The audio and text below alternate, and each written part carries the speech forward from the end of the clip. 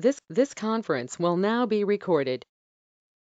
So tonight we have from belly fat to belly flat with Dr. Paulette Higgins, and just a little Dr. Paulette Higgins Moncrief. Let me not leave your married name out of there, because that's a beautiful unity.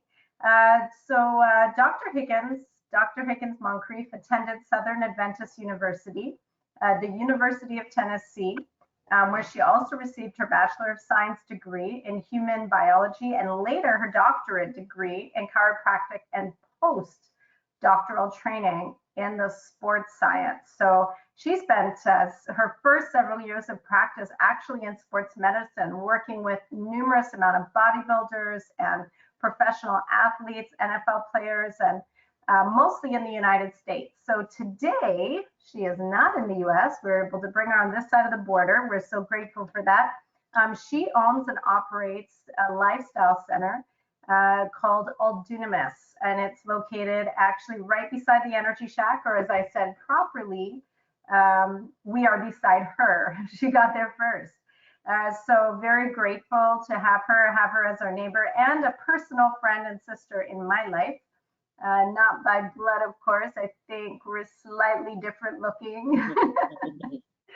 Anyway, that being said, is that Dr. Higgins and I share very, very similar beliefs and practices in the sense that her heavy emphasis is on preventing and reversing lifestyle diseases like high blood pressure, diabetes, high cholesterol, belly fat, stress, anxiety, back pain, without the use of drugs or surgery. How awesome is that?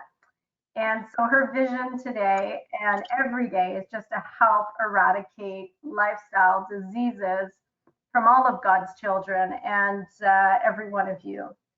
So with that being said, I want to turn it over to Dr. Higgins.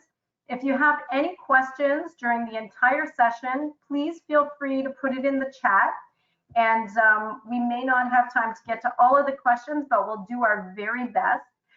With that being said, once Dr. Higgins finishes what she's sharing, I'm just going to throw a few nutrition tips in there that some of you may or may not be familiar with, and I'll just do a quick review of what we talked about, and then we'll just get to how can I truly apply this practically. So without further ado, here is Dr. Paulette Higgins. Thank you. Awesome.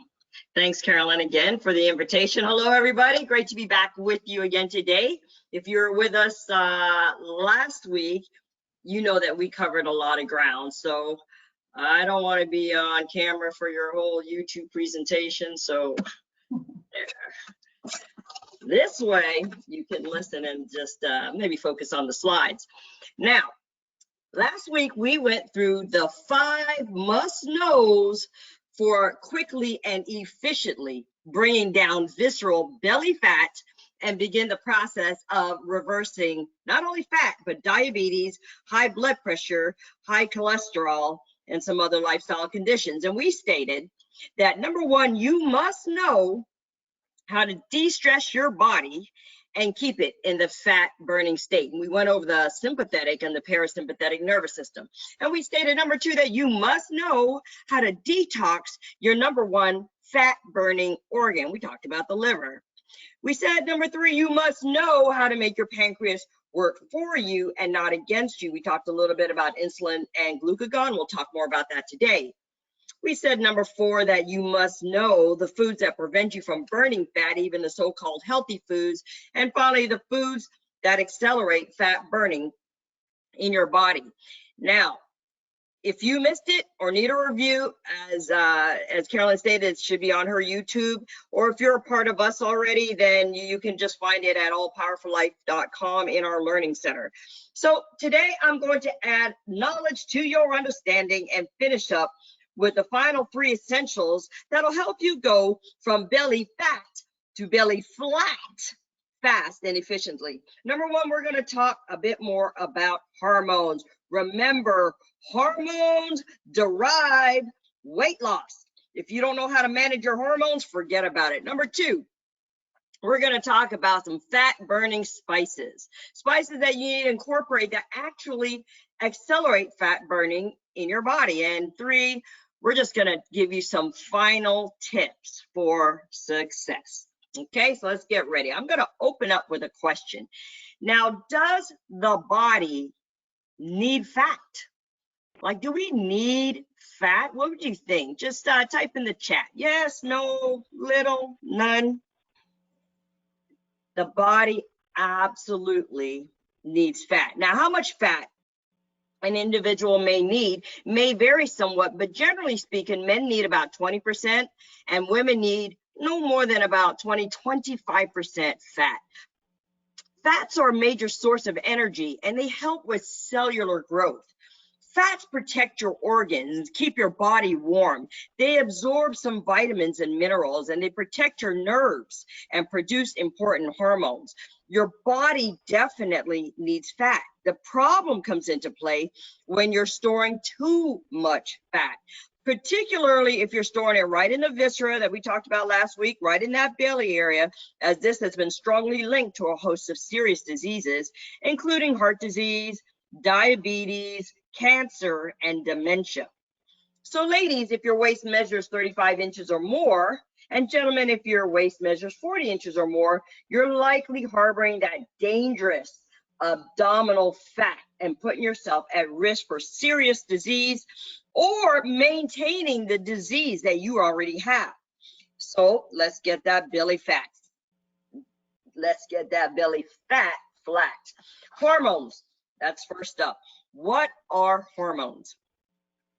Hormones are chemical substances that act like messengers in the body. They are made in different parts of the body, but then travel to other parts of the body where they help control how cells and organs do their work. For example, insulin is a hormone that's made in the pancreas, but then it's released into the blood to help regulate how sugar gets into your muscles. We discussed that last week.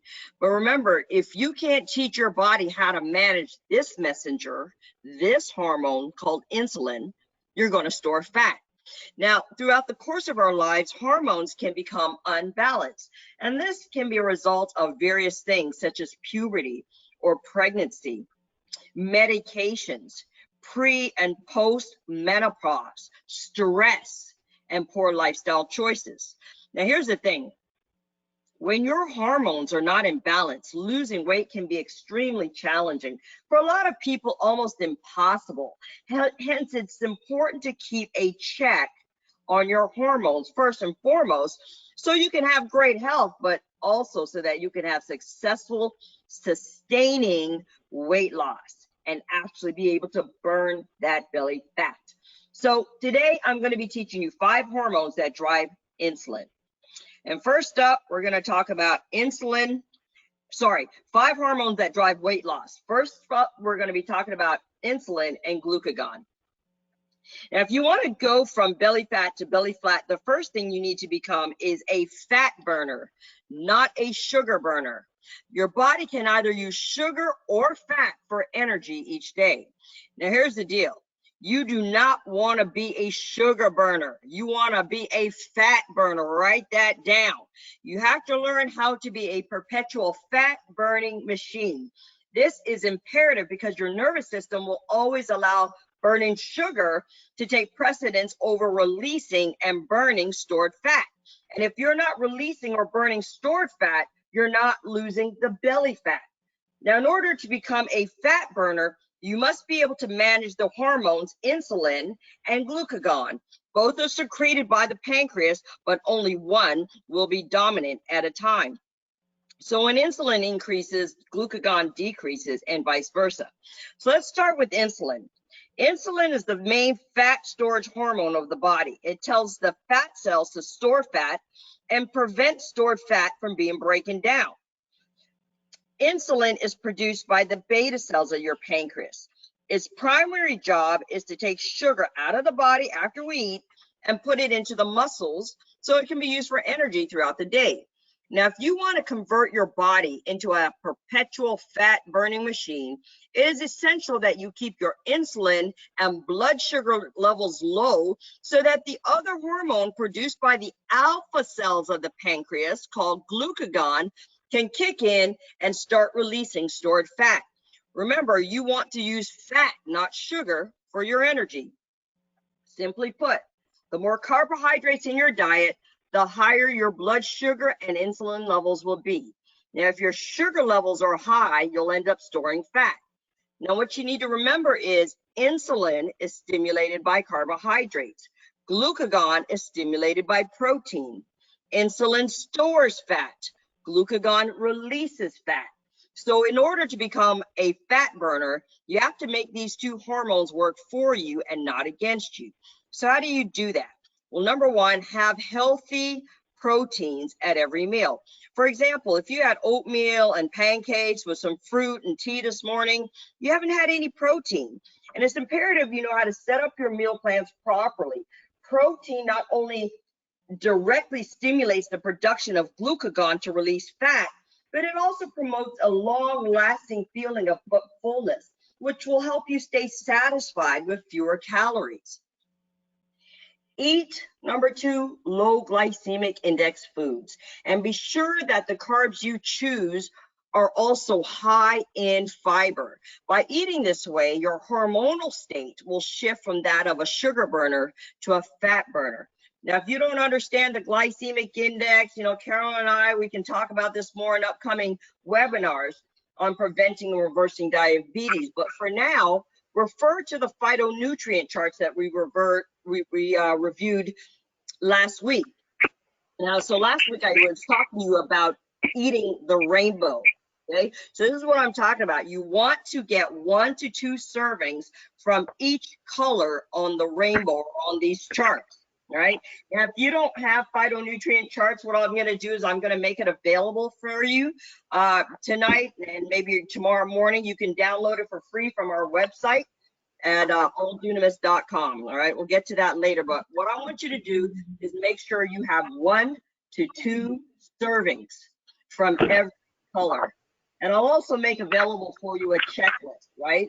So you see where it says phytonutrient spectrum checklist. People of God, this is the stuff that fights and protects your immune system from viruses, from cancer, and really helps to burn fat, right? So what you could do is you say, for instance, if you're looking at orange, you'll see Sunday, Monday, Tuesday. You'll be able to just check. Okay, I got the orange in today. I got the red in today. I got check, got the yellow in today. It just helps to keep you organized, right? So number 2, that was eat your low glycemic index food. Number 3, you want to exercise regularly. Glucagon is secreted in response to intense exercise. So 5 days of cardio, 3 days of strength training, full body strengthening exercises. Make sure you check with your doctor if you're not used to exercising. Number 4, you want to hang in there. Understand that sugar craves sugar. Now, since your body is accustomed to burning sugar for energy, when you're switching over from a sugar burner to a fat burner, your body will start begging for those sugars again. You just might even go through massive sugar like cravings and withdrawals. You may become edgy, depressed, and fatigued until those cravings are fed. But if you give into those cravings with more carb-rich foods, the yo-yo cycle will continue. So eat more healthy plant-based proteins and add healthy fats like avocado, nuts, almond butter, peanut butter to every meal. The plan for shedding fat and keeping it off forever is simple, but it does require dedication and discipline. Pretty soon, you'll discover that you feel more satisfied on less food and your sugar cravings will subside. And best of all, your body will be in a perpetual fat burning state. Now, stick a pin.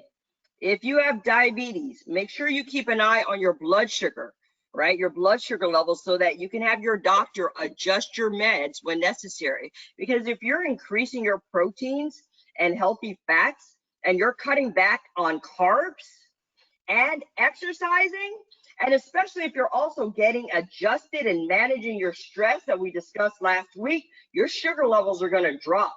It's part of the formula that we put our patients through when we're helping them improve or reverse diabetes. So if you follow this formula and you take the same amount of meds, you could go too low, which would also not be a good thing. So keep an eye on your sugar levels, okay? So that's insulin and glucagon. The next hormone we're going to attack is leptin. Leptin is generally termed the I'm full hormone. It's found in the fat cells of the stomach, and its role is to communicate with a part of the brain called the hypothalamus.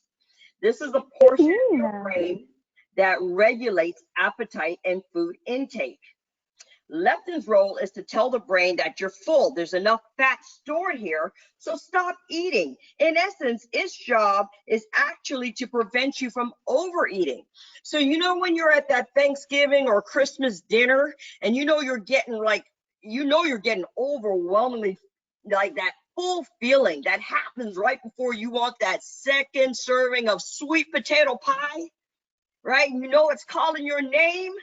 That's leptin talking to you saying, I'm full. Stop eating.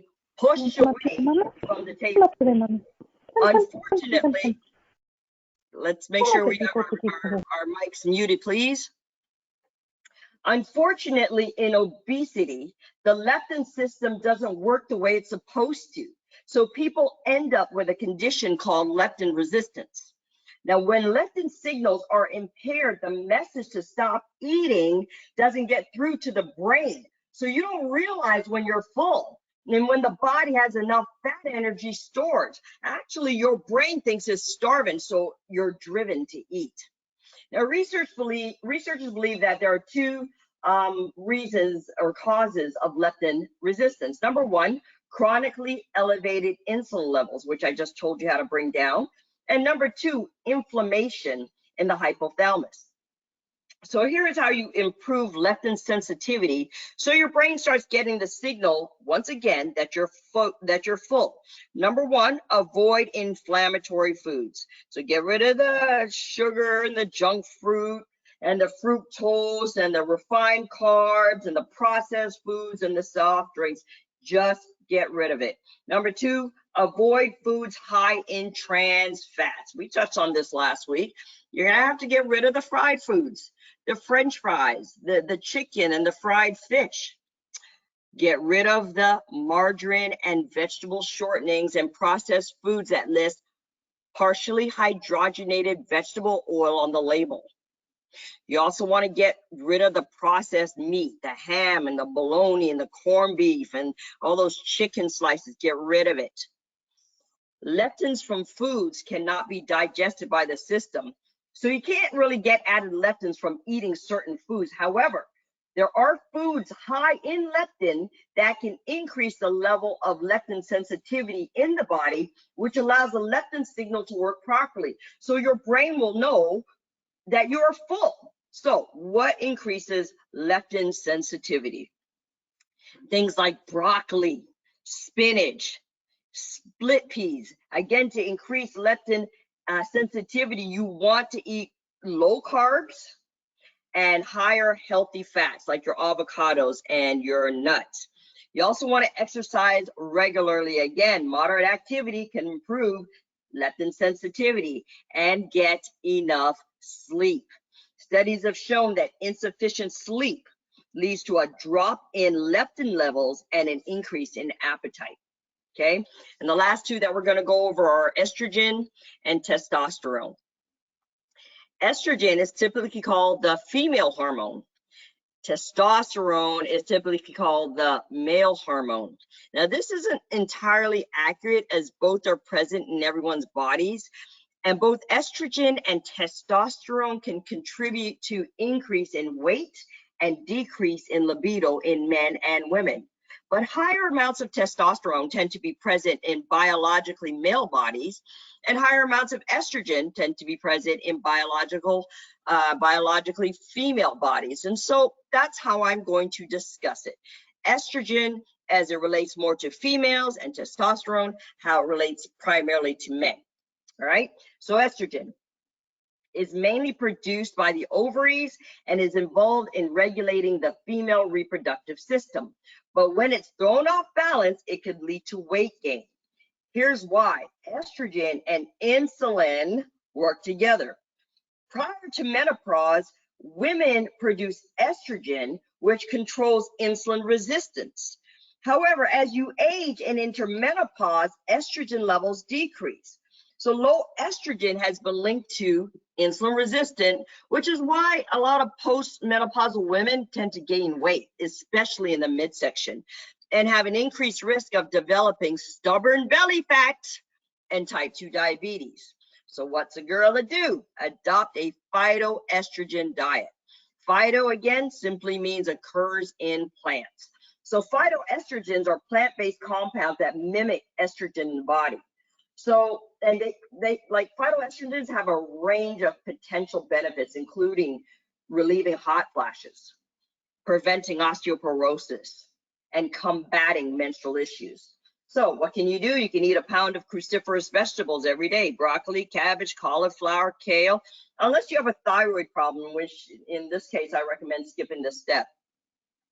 You could add non-GMO soy, tempeh, and non-GMO tofu, soy milk. Now, there's a lot of info out there on soy, good and bad. My opinion is that if you have a thyroid issue, a reproductive issue, or cancer, stay away from soy. But if you don't have cancer, thyroid, or reproductive issues, and you're experiencing symptoms of menopause like hot flashes, then a non-GMO soy product will help to balance estrogen levels. And additionally, if you don't have any of these issues that I've listed, then eating soy 2 to 3 times a week should be fine. Now, you also want to eat foods such as edamame soybeans, again, non-GMO tofu, tempeh, low sodium types of soy sauce, maybe with some of your recipes, soy milk. You just don't want to overdo it, right? You want to stay away from the prepackaged soy, right? The veggie burgers and the imitation meats, and definitely just even the overindulgence of soy. You want to add flax seeds, garlic, hummus, and sesame seeds to your diet. Remember what I said, eat the rainbow. Eat the rainbow. Get every color in every day, at least once, preferably twice. And finally, let's talk about testosterone, which is produced by the gonads. It helps to burn fat, strengthen bones and muscles, and improve your libido. Age and high stress can cause a significant decrease in testosterone, otherwise known as low T, leading to fatigue, a loss of libido, a loss of bone density, muscle mass, and an increase in belly fat. So what's a guy to do? Well, one thing you can do is increase ginger in your diet. There was a study that showed that taking a ginger supplement for 3 months increased testosterone levels by 17.7% in a group of 75 adult male participants with fertility issues. You can also add zinc. Men over 19 years old need about 11 milligrams of zinc from their diet per day. Studies show that men who received 30 milligrams of zinc per day showed an increased levels of free testosterone in their bodies. You want to add plant-based foods that have zinc, things like fortified cereals, beans, nuts, oatmeals. These are all good sources. Also add some magnesium. Adult men need about 420 milligrams per day. You can get that from leafy green vegetables such as spinach, asparagus, Swiss chard, and kale, which are all rich in magnesium. Other good dietary sources would be beans and lentils, nuts and seeds, some of your whole grains, all right? And then you want to add fiber. Greatly increase your fiber. Barley, oatmeal, beans, nuts, and fruits such as apples, berries, citrus fruits. Men need about 38 grams per day, 25 grams for women. And FYI, there is no fiber in meat, dairy, or sugar. All right, so get rid of it. And you want to eliminate meat. Eliminate meat, excess sugar, processed foods, and alcohol. Again, guys, I would tell you, eat the rainbow, 1 to 2 servings, each color on your phytonutrient charts. And then work out regularly and focus on muscle building activities. weight-bearing strength exercises, okay? So those are your hormones. You'll notice that in terms of being able to balance your hormones, it's all very similar.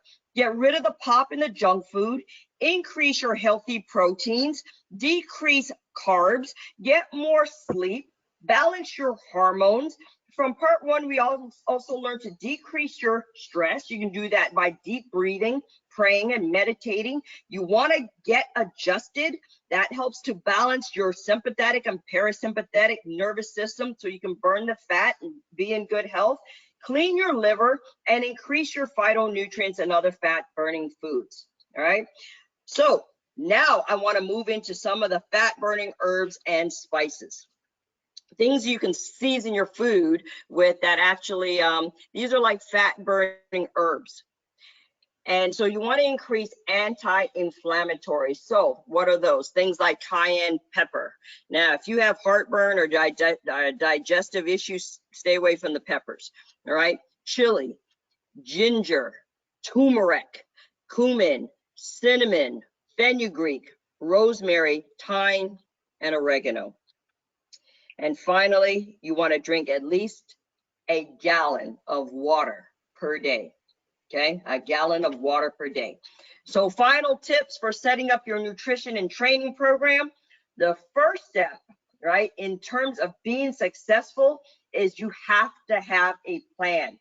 Ideally, you should have a meal plan for the entire month mapped out in advance. All right, this will save you all the headaches of trying to figure it out on the fly. And it will ensure that you know exactly what to eat and when to eat what you're supposed to eat daily. All the guesswork and the daily decision-making power is taken out of the equation. Therefore, you're far more likely to stick to the plan and be successful with your weight loss and your other health goals.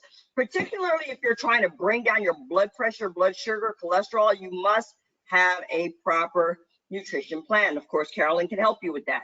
Number two, the second step will be to have your shopping list created every week and do your shopping once per week, right? And, the shopping lists are all created for you. Number three, prepare all your meals for the week on like 1 or 2 days. And these are just tips to help you be successful and stay on track. Like my prep day is Sunday, but obviously you choose whatever is right for you. This way you're making buying decisions only once per week and expending energy on cooking only once no more than twice per week. The rest of the days you just eat what you prepared or marinated and stored in the refrigerator. All right. And then next, the same thing should go for your exercise and training program. The same approach applies, right? You ideally want to have your training program set up for the entire week or month mapped out in advance. You must know exactly what you're going to do before you even step into the gym or your living room or wherever your workout space is these days. Don't just walk around your workout area or your gym and aimlessly all willy-nilly use any old machine or weight that you stumble upon. Have a proper plan. For example, decide in advance that this month on Mondays, I'm going to strengthen my biceps, triceps, and shoulders. Wednesdays, I'm going to strengthen my legs, so my quads, hamstrings, and calves. Fridays, I'm training my back and chest. And after each session, I'm going to work on my core. For my cardio, each day I'll do a class, or I'll get on the bike or the treadmill, or just do a walk. There's so many options. This is just an example, and there are 1,000 variations, but you have to be clear about what exercise you're going to do on those days, right? So to be clear, you can't just know that on Monday we're going to strengthen biceps, triceps, and shoulders. You have to know which exercise you're going to do for those biceps, triceps, and shoulders. How many reps? There's so much that goes into a proper training plan. And this may seem like a lot, but you can get this all done in 30 minutes, or you can spend 2 hours. You just have to be organized, and we are here to help you with that if you need help. But the point is, number one, have a plan, and number two, execute it. Take all of the thinking out of the process. You need to be organized and follow a plan that will lead you to your success. and lead you to your goals. Now, of course, there will be days when you're going to be physically fatigued or something unexpected came up. On these days, like, you should already have a contingency plan in place. Too tired to lift weights or go to the gym or work out in your garage? No problem. Make up in your mind that you're going to walk around the neighborhood for 30 minutes and then go home. At least you still got activity in your day. Be extremely meticulous in your planning so that you can focus on execution without overthinking the process. Now, if you can do this, it will be much easier for you to stick to the plan and be successful. And that, great people of God, is how you go from belly fat to belly flat. Now, I hope and pray that you really learned something over the last 2 weeks. And here's my gift to you. Once again, if you're serious about understanding what exactly is going on with your health, I invite you to take our very sophisticated full body scan, which is a clinical test where we test internally and on a cellular level how all the systems of the body are doing. We have you test your cardiovascular system. Are you at risk for high blood pressure? If you have it, what specifically is causing it? What's causing it? What's the issue behind the issue so that we can teach you how to improve or reverse it? We will check your pancreas. Are you at risk for diabetes? Are you insulin resistant and storing all that belly fat? If you have diabetes, are your meds managing you? What stage are you in, and how can we help you improve or reverse it? We check your digestion. Poor digestion is another thing that stores belly fat. That's a whole nother topic and chemical efficient in and of itself. We check your minerals, your body fat, your lean mass, your oxidative stress. Are you at risk for cancer?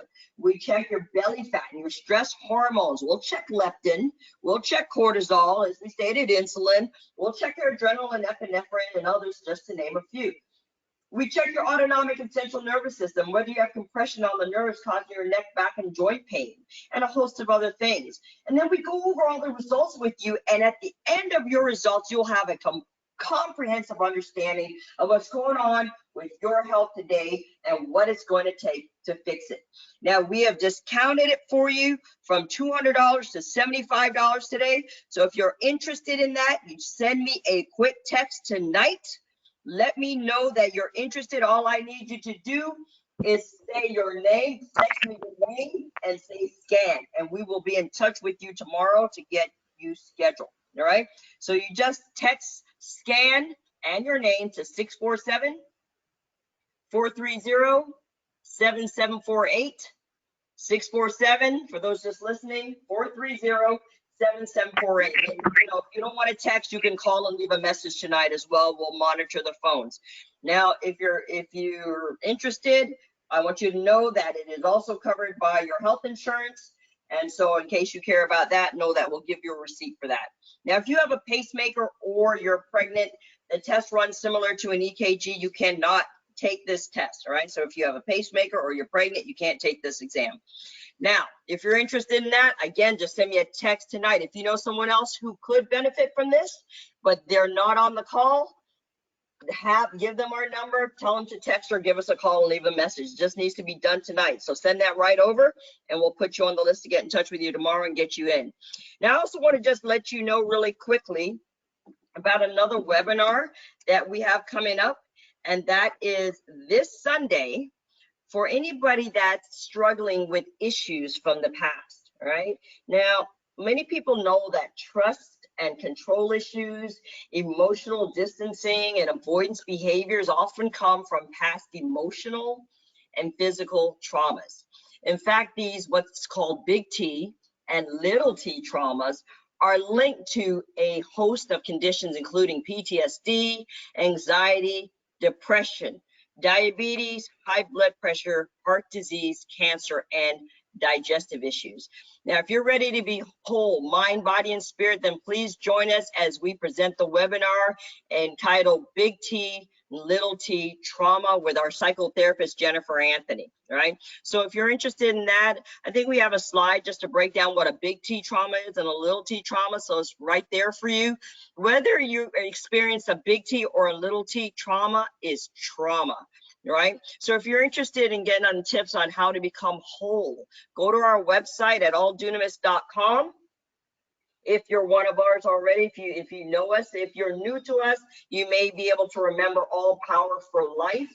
Allpowerforlife.com gets you to the same place.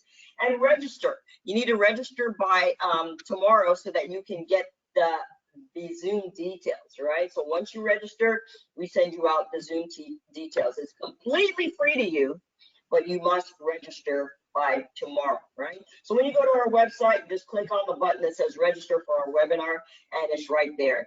And somewhere on the page, somewhere down there, you'll also be able to find the phytonutrient charts, okay? So I hope this has been a blessing for you, to you. I hope to see you. If you come and get the full body scan, I'll be able to answer all your questions that are very specific and unique to you. God bless you. Thank you.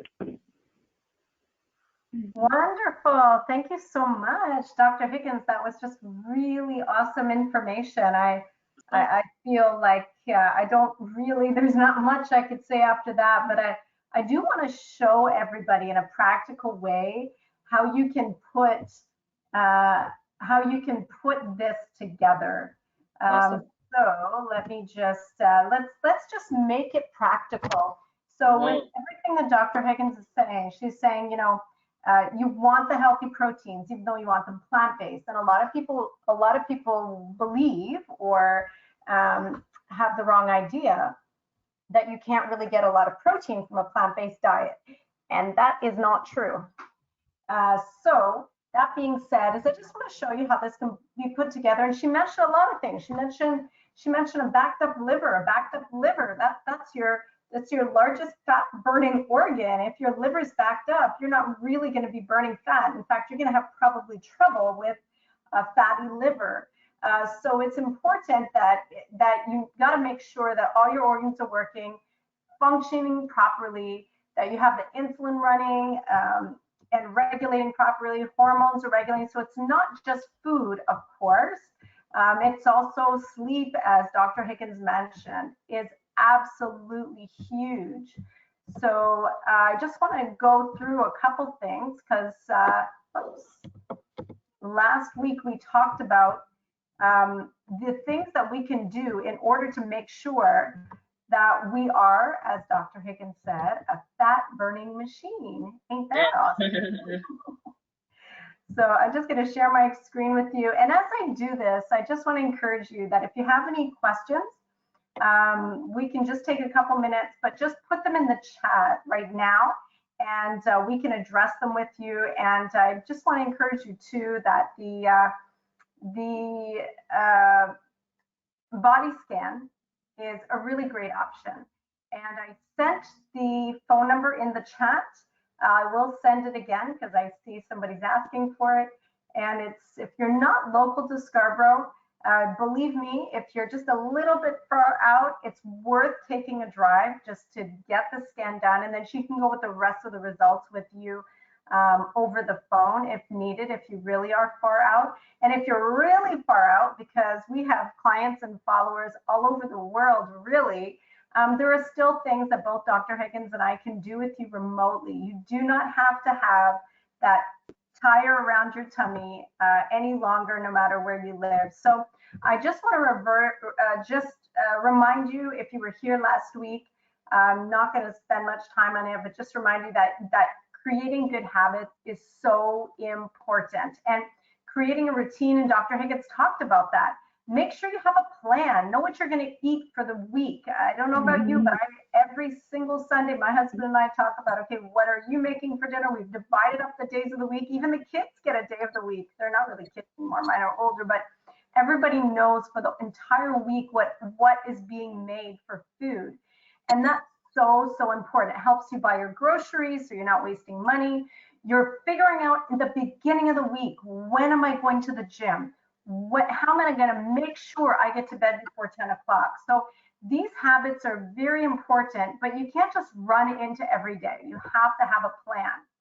So one thing I do want to mention is that to really get your body to that fast burning mode where you're not burning sugar, you want to make sure that you do some fasting. And now not everybody's able to do it, but when you can cross 24 hours of not eating or eating very, very low caloric deficit, then at that point, your body past 24 hours, so 1 day a week of fasting isn't going to do that, or 1 day isn't going to do that. Past 24 hours, your body will begin to burn fat to keep you alive. So this is really, really important, that regular fasting, and for you, that could be once a season, once a quarter. But if you're in a, you've got a lot of weight to lose, a lot of belly fat, or you've really got some health issues, then you're going to want to at least every 30 days to just at least do a 2-day fast. And you've got a 2-day, a 3-day, a 5-day.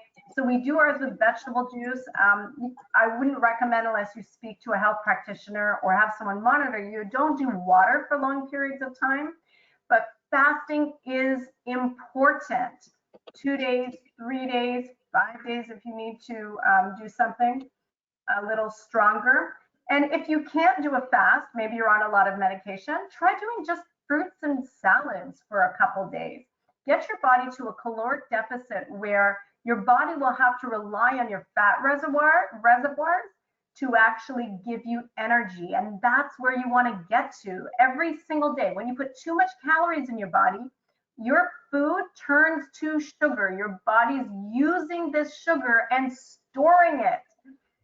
That's where the mess is. And you know what the biggest trouble is with your fat? Is that fat stores toxins. The more fat you've got around on your body, most likely the more toxins you have, and they will seep into your bloodstream, create a host of issues. Try having, as Dr. Higgins mentioned, that rainbow of colors. Try having more raw food than cooked. You'll find that with having more fiber in your diet, you'll pull toxins out, but also that will limit the amount of carbohydrates that you're having, but don't skimp on your protein. So have your big bowl of fruit. And again, if you're trying to like hit a low glycemic index, then you'll want berries rather than bananas or pineapples. So you'll want the lower glycemic index fruit. But variety is absolutely key. So have that bowl of fruit before your breakfast option and a big salad before your main meal. The other thing that's important, and Dr. Higgins mentioned it, is that you want healthy proteins, hemp, nuts, seeds, beans, and soy, as long as you don't fall into any of those categories, is also an absolutely healthy option, full of tryptophan, which even helps to fight depression.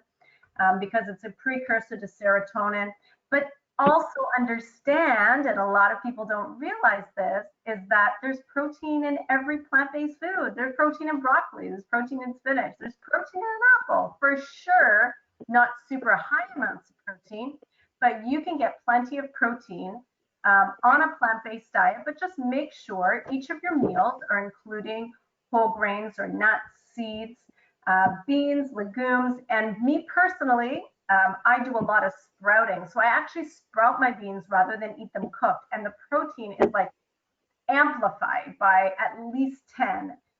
So if you want more information about sprouting, feel free to we did that for our membership program, but feel free to reach out and we can do a consultation. I can help you with that, because sprouting is such a fantastic way to get all, your full, complete amino acids and healthy proteins. So the other thing is that even though most of the foods here look healthy, she talked about having hummus, she talked about, having your beans and the rainbow of colors, you don't want to have those things between your meals.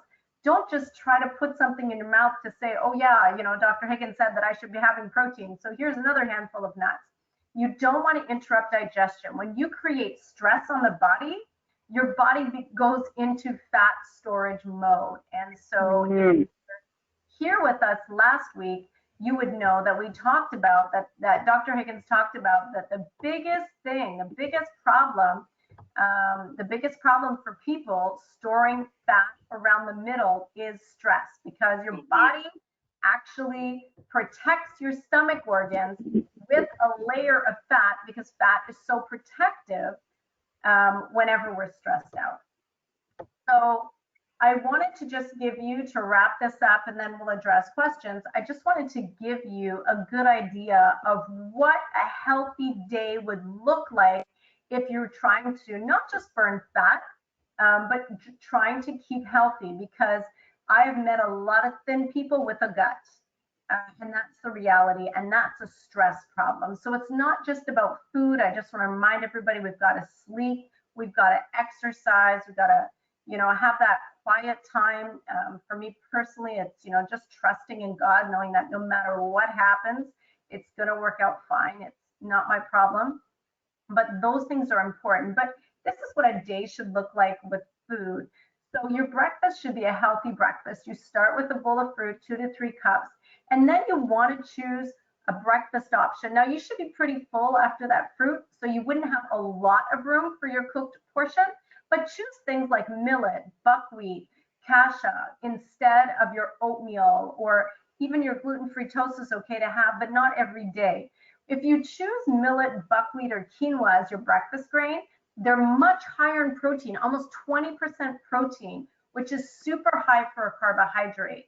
And they're also complete proteins. Buckwheat and quinoa are complete proteins, 8 amino acids. Follow that with, or have it with, a handful of raw nuts. Avoid your peanuts and never have more than 2 Brazil nuts, and only have nuts that are not roasted or salted that will fit in a closed fist. So you have your fruits, a little bit of a healthy grain that's higher in protein, plus a small fist of fruit. Then you would wait an hour drinking only water, and when you're hungry, you're going to have a nice big salad. And on your salad, you can put another fist of nuts. You're getting some protein. You could add some hemp hearts into your salad, even more protein. So after you finish your salad, then you would have some sort of, maybe you can have a lentil stew, maybe you can have a tofu stir fry. Whatever room is left in your stomach, that's when you have that. So is it okay to have a bit of brown rice? Sure, but make sure it's not white rice. But again, try to lean towards having more like sweet potato, or having more like millet or quinoa or buckwheat as your grains. If you go 0 grains, you may get starving at night or starving between your meals, and it may end up snacking on all the wrong things. So you don't want to completely eliminate your carbohydrates, but you certainly want to minimize them and eat more of the roughage of the salad and more of the, the beans, protein, the tofu. And this, again, for those listening, is if you have weight to lose. If you're listening today and you are underweight, you're going to want a lot more carbohydrates in your diet. So this, I'm talking to an audience that is looking to lose some weight, to burn some fat out of their body, and this is what I'm talking about. So if you're looking to lose some weight, you really want to reduce the rice, eliminate the oatmeal, to be honest, and stick to more whole grains or sweet potatoes, or squashes, pumpkin, things like that, that are not going to turn as quickly into sugar in the body because they have a whole lot more fiber. So say you're having your breakfast around 8 o'clock, your lunch, you're hungry again around 2, 3 o'clock. After this, you wait an hour drinking only water, and Dr. Higgins talked about how important it is to drink lots of water, flushing those toxins out of the system. And that way, when 5, 6, 7 o'clock rolls around, you just have a cup of herbal tea and off you go to bed. And honestly, I have been working on it myself, but it is so important to get to bed before 10 o'clock. It is so wonderful to get to sleep before 10, wake up even at 4 or 5 o'clock in the morning. This is the natural rhythm that the body was designed. And our hormones, which Dr. Higgins talked about, are balanced between about 9 p.m. and 1 o'clock in the morning. And if you're awake during that time, and especially if you are constantly stressing, your hormones will be out of balance. But if you are asleep with very little, if any, food in your stomach between 9 p.m. and 1 a.m., your body has an amazing opportunity to heal, repair, balance hormones. But I have to tell you, if you wake up every morning and you're just like worried about the next hour and what's going to happen, and you can eat as well as you want and you can get to bed at 9 o'clock, But stress will kill you before all the bad food does. And we can help you with that too. We have a free Bible study class every Sunday, 6:30 to 7:30. So I invite you to join us. But truthfully, I just want to encourage you that, try to create these healthy habits, because, if you can do that, like just feeling good every day and having your health, there's nothing you could trade for that. You can have people around you that love you and you've got a good job and you've got money in the bank, but when you don't feel good, when you feel like you're fatigued, your stomach's always hurting you, you're unhappy with the way you look, life just ain't good no matter what's going on. But when you do have the energy, when you feel like you're happy with your body, whatever weight that is, and your doctor's giving you good reports, nothing can trade that. So I just want to encourage you to keep on the path. You may not be perfect at it at the beginning, but keep on the path. And if you have any questions, I'm going to jump into the chat right now. I only see a couple questions. But also, if you would like to set up a consultation with myself as your nutritionist, if you haven't done it already, you can just go to Energy Shack Juice Bar, go right to our website, and I'll put that in there, and you can just click on consultation and I will set that up with you. But I really encourage you, if you can, be a part of that seminar with Dr. Higgins on Sunday. Come out to our Bible study if you're available at 6:30 also. And as well, set up the body scan if you're able to. If you're somewhat close, it will really give you a nice insight as to what's happening inside your body without having to take your blood. It's not invasive, so it's just using through your interstitial fluid, is just measuring all your organs, all the levels of everything, your hormones, your heart. It just gives you a really good map. And that which I took with Dr. Higgins, I'm gonna say like more than 10 years ago, but that's really how I first met her. And I tell you, I'll just share my story real quick because I don't see a lot of questions in the chat, but Nancy, I will answer your question. I was, running marathons, a half and a full every year, and training for all of them.